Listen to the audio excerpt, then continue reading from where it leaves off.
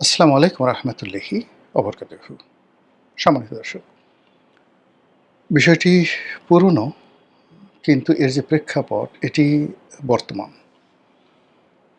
এবং এটির যে গুরুত্ব তা আগামী দিনের আমাদের অর্থনীতি, জাতীয় পরিচয়, আমাদের সেন্ট্রাল ব্যাংক, আমাদের ব্যাংকিং ব্যবস্থা সব কিছুর জন্যই এটি রীতিমতো অশনি সংকেত।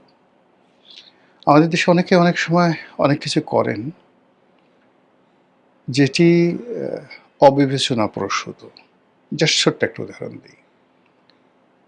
যখন দুর্নীতি দমন কমিশন হলমার্ক কেলেঙ্কারি নিয়ে খুব বেশি বাড়াবাড়ি করল, ঠিক সেই সময়টিতে দুর্নীতি দমন কমিশনের এই হস্তক্ষেপের বিরুদ্ধে কেউ দাঁড়াতে পারছিল না। এ কারণ হলো শেখ হাসিনার জামানার প্রথম দিকে একেবারে সবাই খুব গণতন্ত্র মনা হয়ে পড়েছিল। আবুল হোসেনকে গ্রেপ্তার করতে হবে, হলমার্ক কেলেঙ্কারি থেকে শুরু করে যত সব বড় বড় কেলেঙ্কারি রয়েছে এ সকল কেলেঙ্কারি একেবারে সমূলে উপড়ে ফেলতে হবে। হলমার্ক যে কাজটি করেছিল সেটি হলো সে নামে বেনামে বহু টাকা ঋণ নিয়েছিল, কিন্তু তখনও পর্যন্ত হলমার্কের যে ঋণ তার সঙ্গে তার যে অর্থ সম্পদ, ব্যবসা বাণিজ্য, এটার পরিমাণ বেশি ছিল।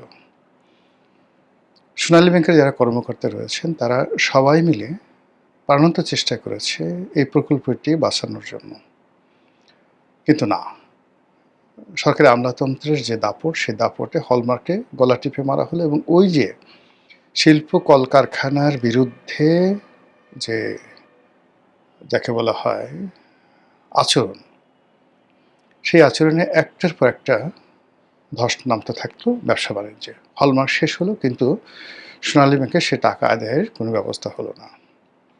কিন্তু যখন এই হলমার্কের এই ঘটনাটা ঘটল, তারপরে বেসিক ব্যাংক কিন্তু আব্দুল হাই আরও মারাত্মক অন্যায় করল, কিন্তু আব্দুল হাইয়ের একটা পশমকেও কিন্তু স্পর্শ করতে পারল না। ৩,০০০ কোটি টাকা হলমার্ক নিয়েছিল, আর জনতা ব্যাংক থেকে তখন অ্যাননটেক্স ছিল ৩,০০০ কোটি টাকা। তো সেই অ্যাননটেক্স এবং হলমার্ককে লাইমলাইটে আনার জন্য বা অন্যান্য ঘটনাগুলো সামনে আনার জন্য সব মিলিয়ে বাংলাদেশে এত তোলপাড় হলো, সেই এক তোলপাড়ে এস আলম গ্রুপ থেকে শুরু করে অন্যান্য যারা আছে ব্যাকসিমকো সবাই মিলে প্রায় ২ লক্ষ কোটি টাকা ব্যাংক থেকে বের করে নিয়ে গেল। পুরো ব্যবসা বাণিজ্য শেষ। তো এই যে আমাদের আমলাতন্ত্র, আমাদের থানা পুলিশ প্রশাসনের যে অনিয়মতান্ত্রিক আচার আচরণ চালচলন, এটা আসলে আমাদের ভবিষ্যৎকে সংকটের মধ্যে ফেলে। ভূমিকাটা নিলাম এই কারণে যে সাম্প্রতিক সময় আপনারা যারা লক্ষ্য করেছেন যে সিআইডি একটি চার্জশিট অনুমোদন করেছে। আমাদের বাংলাদেশ ব্যাংকের রিজার্ভ চুরি হয়েছিল সেই প্রায় ৮০০ কোটি টাকা। এই রিজার্ভ চুরির ঘটনায় তাৎক্ষণিকভাবে বাংলাদেশ ব্যাংকের গভর্নরকে শেখ হাসিনা সরকার ওই মুহূর্তে গদিচ্যুত করেছিল। ওই সময়টাতে আমার বক্তব্য ছিল যে এই গদিচ্যুতিটা শেখ হাসিনার একটা মারাত্মক ভুল হলো। এখন ইদানিংকালে যে জিনিসটা দেখা যাচ্ছে যে সেটা হলো শেখ হাসিনা সবার আগে জিজ্ঞাসা করেছিলেন যারা তদন্তে কর্মকর্তা, ইভেন এই ঘটনা যখন প্রকাশ হয়নি তার আগে শেখ হাসিনাকে যখন গভর্নর জানিয়েছিলেন আতিয়ার রহমান, তো শেখ হাসিনা তখন সমস্ত গোয়েন্দা সংস্থা যারা লোকজন তাদের সবাইকে ডেকে গোপনে জিজ্ঞাসা করেছিলেন, আচ্ছা আতিয়ার কি এই ঘটনার সাথে জড়িত কিনা। সবাই এক বাক্যে বলেছে যে না, উনি জড়িত না, পুরো সিস্টেমের মধ্যে একটা করাপশন ঢুকে পড়েছে, যেটি এখন মোটামুটি ইন্টারনেটে ওই ঘটনার সাথে যারা সম্পৃক্ত সবাই নানা রকম পডকাস্টে বক্তব্য দিয়েছেন। তো এটা শেখ হাসিনা নিজে জানার পরেও, বিশ্বাস করার পরেও গভর্নর আতিয়ার রহমানকে তিনি অ্যাভেল করেননি, বা জনরোষের ভয় বা ওই মুহূর্তে সরকারের যে সাধু সাজার যে চেষ্টা, সব মিলিয়ে সরকার হয়তো নিজে ভড়কে গিয়েছিল এবং আতিউর রহমান সাহেবকে ব্যাংক থেকে চাকরিচ্যুত করা হলো। যাই হোক, ঘটনা পরিক্রমায় এই যে টাকা রিজার্ভ চুরি, তারপরে এর সাথে যে বিভিন্ন ঘটনা, সেই ঘটনায় এখনো পর্যন্ত যতটুকু সফলতা, সেই সফলতাটুকু আসছে কিন্তু সেই রাখাল বালক আতিউর রহমানের উদ্যোগে। তিনি চাকরি হারানোর আগেই কিন্তু এই ঘটনাগুলো তিনি করে ফেলেছিলেন। ফার্স্ট থিং হলো তিনি আমেরিকা থেকে একটি মামলা করার সিদ্ধান্ত নিয়েছিলেন। যে মামলা এই দীর্ঘ শুনানির পরে এখন সেই মামলা গ্রহণ করা যায়। আমেরিকার আদালত সেটা মানে কগনিজেন্সে নিয়েছে। দ্বিতীয়ত তিনি সেই হ্যাকারদের কাছ থেকে ব্যাংকক এবং ফিলিপাইন্সে যে অর্থগুলো ছিল, যেগুলো তখনও ট্রান্সফার হয়, সেই অর্থগুলো ফেরত আনতে পেরেছিলেন। তৃতীয়ত এই ঘটনার সাথে যে জড়িত সেটা হলো ফিলিপাইন্সের রিজার্ভ ব্যাংক। ফিলিপাইন্সের রিজার্ভ ব্যাংকের যে সংশ্লিষ্ট কর্মকর্তা, তার বিরুদ্ধে সেই ফিলিপাইন সরকার যে ব্যবস্থা নিয়েছে, ব্যবস্থা নেওয়ার পর সেই ব্যাংকের বিরুদ্ধে, অর্থাৎ মূলত সেই ব্যাংকের বিরুদ্ধে মার্কিন ফেডারেল কোর্টে মামলা করা থেকে শুরু করে আরও যা কিছু করা দরকার সব কিন্তু সেই গভর্নর আতিউর রহমান সাহেব করেছেন। তো সেখানে বেশিরভাগ টাকা ফেরত এসেছে, বাকি টাকা ফেরত আসবে এবং রিজার্ভ ব্যাংক সেটা দেবে। এখন বাংলাদেশ ব্যাংকের পক্ষ থেকে বা বাংলাদেশ এর পক্ষ থেকে আমেরিকাতে যে যুক্তি এবং তথ্য উপস্থাপন করা হবে বা করতে হবে, সেটি হলো এই ঘটনার পেছনে রিজার্ভ ব্যাংক জড়িত, এই ঘটনার পেছনে হ্যাকাররা জড়িত এবং হ্যাকারদের সাথে কেউ কেউ বাংলাদেশে জড়িত। এই তথ্যপত্রগুলো তাকে দিতে হবে এবং সেই তথ্য এবং উপাত্তর সঙ্গে যদি সিআইডির যে চার্জশিট, সেই চার্জশিটের অমিল থাকে কিংবা পরস্পর বিরোধী হয়, তাহলে এটা নিয়ে বাংলাদেশে মামলা চলবে।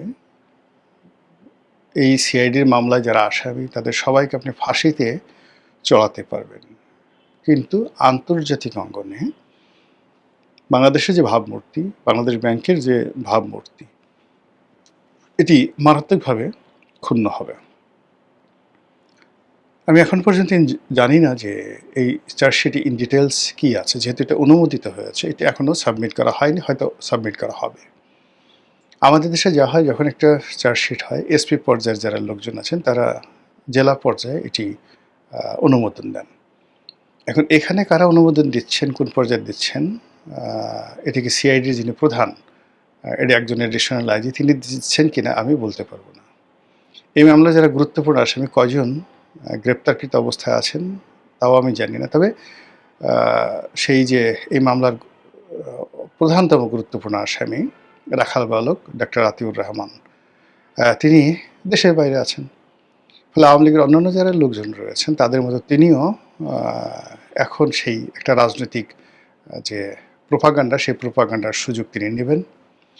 ২ নম্বর হলো যে আইনগতভাবে আমেরিকাতে যে মামলা চলছে, সেই মামলায় ডক্টর আতিউর এবং তার যারা লোকজন আছেন তারা যেভাবে স্বপ্রণোদিত হয়ে সরকারকে, রাষ্ট্রকে সহযোগিতা করতেন, এখন সেই ঢাকাতে যদি তাদের বিরুদ্ধে মামলা হয়, তারা আসামি থেকে যান এখানে চার্জশিটে, তাহলে মার্কিন ফেডারেল কোর্টে আতিউর রহমান যাবেনও না, আর তার টুটিও খুঁজে পাওয়া যাবে না। বাংলাদেশে যখন সিআইডির মামলা হবে, তাকে ইন্টারন্যাশনাল যে পুলিশ, ইন্টারপোল, সেই ইন্টারপোলের মাধ্যমে তাকে রেড অ্যালার্ট জারি করা হবে এবং তিনি প্রাণান্ত চেষ্টা করবেন সেখান থেকে পালিয়ে থাকার জন্য অথবা কোনো একটা দেশে রাজনৈতিক আশ্রয় নেওয়ার জন্য। তো সেটা তিনি তার মতো করবেন, কিন্তু আমাদের যে অর্থনীতি, আমাদের যে ব্যাংক, এগুলোর কি হবে? ডক্টর আতিউর আমাদের বাংলাদেশের অর্থনীতিতে বেশ পরিচিত একজন মানুষ, স্বনামধন্য অর্থনীতিবিদ। আওয়ামী লীগপন্থী যে সকল অর্থনীতিবিদদের মধ্যে একটু ধড়িবাজি রয়েছে, ঘুষ, অর্থনীতি, দুর্নীতির যে একটা সমন্বয় অনেকের মধ্যে দেখা যায়, ডক্টর আতিয়ারের যারা গুরুতর শত্রু তারাও বলতে পারবেন না যে এই লোকটি কারো কাছ থেকে ঘুষ খেয়েছেন, একটা টাই নিয়েছেন, একটা শার্ট নিয়েছেন। এটা যে কোনো লোক বলতে পারবেন। তার সবচেয়ে বড় যে আপনি যদি দুর্বলতা ধরেন, সে বাংলাদেশ ব্যাংকের গভর্নর হিসেবে মিডিয়ার সাথে কথা বলেছেন। শেখ হাসিনাকে নিয়মিত মানে অর্থমন্ত্রীকে ভায়োলেট করে নিয়মিত সরাসরি শেখ হাসিনার সাথে যোগাযোগ রক্ষা করেছেন এবং তার সঙ্গে শেখ হাসিনার যে সখ্যতা, এটি দেখে অনেকে বলতেন যে তিনি হয়তো ভবিষ্যতে বাংলাদেশের আওয়ামী লীগের অর্থমন্ত্রী হবেন। তো এই ছাড়া অন্য কোনো মানে যে দুর্নীতি, অনিয়ম এগুলোর যে অভিযোগ সেটি তার বিরুদ্ধে কেউ বলতে পারবে না। প্রান্তিক একটি জনগোষ্ঠী থেকে উঠে আসা, দরিদ্র একটি পরিবার থেকে উঠে আসা ডক্টর আতিউর কখনো নিজেকে অভিজাত দাবি করেননি। তার যে গায়ের রং, তার যে ফিগার, তার যে ক্যারিয়ার, তিনি ইজিলি নিজেকে রায় বাহাদুর, খান বাহাদুর বলতে পারতেন। কিন্তু তিনি বলেছেন কি করে শৈশবে অত্যন্ত কষ্ট করে রাখাল বালকের মতো দায়িত্ব পালন করেছেন। অর্থাৎ পরিবারের যে আমাদের তার যে শুরুটা, জন্মের যে শুরুটা, সেটা ৫০-এর দশকের শেষ সময়। তখন আবহমান বাংলাতে প্রায় সব পরিবারই ছিল দরিদ্র।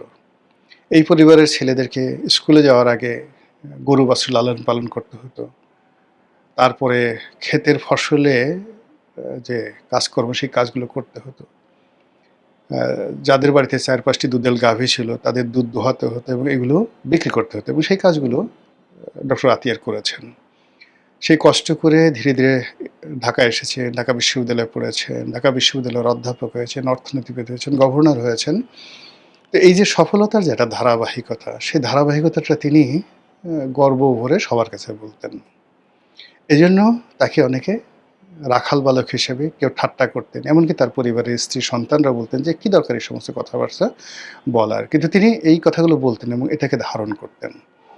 এবং সম্ভবত বাংলাদেশের ইতিহাসে একমাত্র এই রাখাল বালক একমাত্র ব্যক্তি যিনি পরপর কয়েকটি ধাপ অতিক্রম করেছেন। প্রান্তিক জনগোষ্ঠী থেকে সমাজে একেবারে অভিজাত পর্যায়ে পৌঁছে গিয়েছেন। সাধারণ দরিদ্র থেকে ঢাকা বিশ্ববিদ্যালয়ের শিক্ষক, ঢাকা বিশ্ববিদ্যালয়ের শিক্ষক থেকে বাংলাদেশ ব্যাংকের গভর্নর হয়েছেন। কিন্তু দুর্নীতি যাকে স্পর্শ করেনি, তারপর অজাতশত্রু, কারোর সাথে তার শত্রুতা, মারামারি, হানাহানি এই সমস্ত পলিটিক্যাল যে কেওয়াস এগুলোর মধ্যে তিনি ছিলেন না।